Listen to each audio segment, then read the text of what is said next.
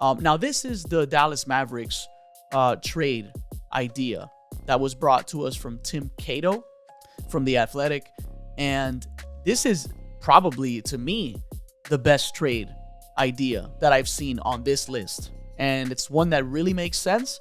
And I think it's a realistic one. I think this is one that would work for both teams. Now, the Dallas Mavericks would get Jerami Grant from the Trailblazers, right? They give up Grant Williams, Richaun Holmes, Olivier Maxence Prosper, 2027 first round pick, which is top 4 protected.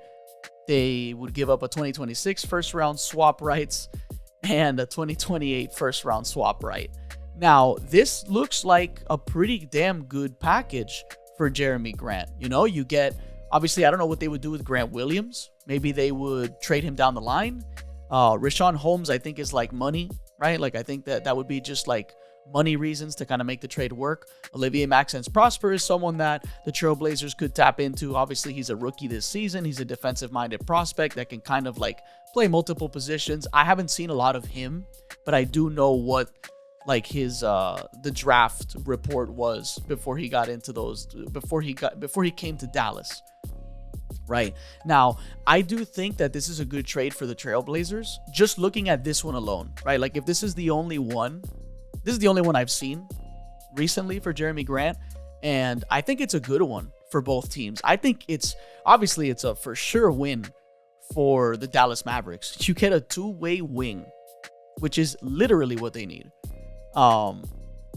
He can score. He can guard multiple positions. He is win now age, right? I think he's like 29 years old. It says it right here, right? Yeah, 29 years old. You know, 21 point per game guy. The shooting splits are good. You know, he is just. I think he would be a perfect fit. You know, now it says here obviously that his defensive numbers aren't what they used to be. However, I will say putting him in Dallas over like a Grant Williams, you know, the size, the positional versatility, the scoring ability, you know, he is just way more productive. He's just a better player than Grant Williams. So this is for sure an upgrade, you know, if Dallas would be able to get this done. I love this trade, and I think if Dallas can do it, this is the one that they should make, right? Not the Bobby Portis one. You know, I think the Bobby Portis would be a good addition to this team, but I would much rather see Jerami Grant. And I'm pretty sure a lot of Dallas Mavericks fans would agree with me on that. This would make a significant impact on this team's win probability. Now, would Jerami Grant make this team like a real contender? Like, I don't see these Mavs as a championship contender. And the reason is simple for me. You know, and maybe the Mavs fans are going to tell me I'm wrong. Luka can really take you over the top. I agree that Luka Doncic can take a team over the top. He can put a team on his back every single night and just get it done. But when it comes to the playoffs, and we see bursts of these situations, you know, night-to-night basis, we know who the ball's going to. Night in and night out. Play by play, you know who the ball's going to. And that's Luka Doncic. I think his usage rate for the Mavs right now is like 37%. You know, something crazy like that. And, you know, I understand someone that good, you want the ball in his hands. You know, he creates a lot of offense, right? But it's a James Harden scenario. You know, a guy that's, yeah, he's going to spam pick and rolls. He's going to play in Spain pick and rolls. He's going to try to go one-on-one. And once the window's available, he's kicking it out to a wide open teammate with an amazing pass.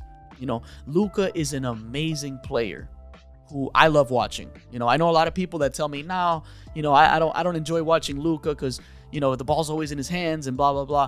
I love watching Luka because I love watching how a player picks apart a defense, right? Single-handedly, right? Using the spacing that the teammates provide and all that good stuff. Such a smart player, but, you know, I just don't see how that would ever win you a championship, right? We know the ball's going to him.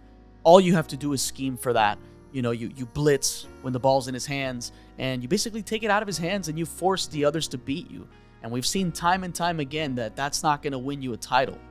You know, it really depends heavily on the others, right? Because Luka's going to show up every night. He's going to get guys amazing looks, but you know, the defense is another problem with this team, right? Like, it's not just the fact that Luka always has the ball.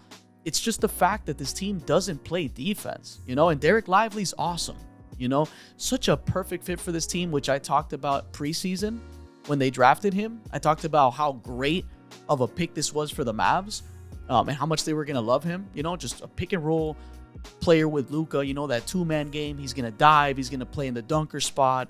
He's going to basically put pressure on the defense on his roles. He's a great rim protector, athletic. He's young, obviously a rookie, but they need more. They need more, because the defense that they're playing these days, that is not going to cut it. They have to play perfectly on offense to win games. And we've seen time and time again that that's not sustainable to win a championship. So I really went on a tangent about the Mavs because I did want to talk more about the trade that I like the most. But that's going to do it for this one. This is the All Things Basketball podcast. I'm your host, Vic Lopez, as always. And I'll catch you guys on the next one.